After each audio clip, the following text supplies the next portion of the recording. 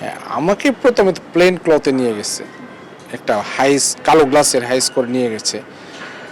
নিয়ে যাওয়ার পরে যখন আমাকে রাস্তার জাস্ট মানে এটা ডান পাশে রাখলো, যাওয়ার পরে রাস্তা পার হয়ে পাশে রাখলো, তখন আমি ঠিক অনুমান করতে পারছিলাম না কোথায় রাখলো।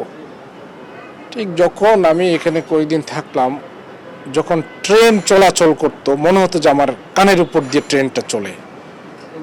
আবার মনে হতো বিমান যখন ওঠানামা করে তখন মনে হতো আমার খুব কাছেই বিমানটা ওঠানামা করতেছে।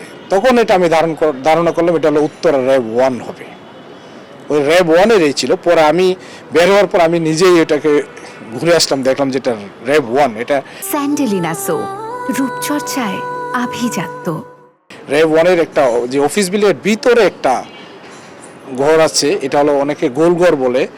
গোলঘর আমি দেখিনি ঠিক, বাট উপরে টিন আছে। টিনের মানে মাঝে মধ্যে বৃষ্টি হলে বা কিছু একটা পড়লে বোঝা যেত এখানে টিন আছে, সেটা বোঝা যেত। এবং পাশে খুব কাছে একটা মসজিদ আছে।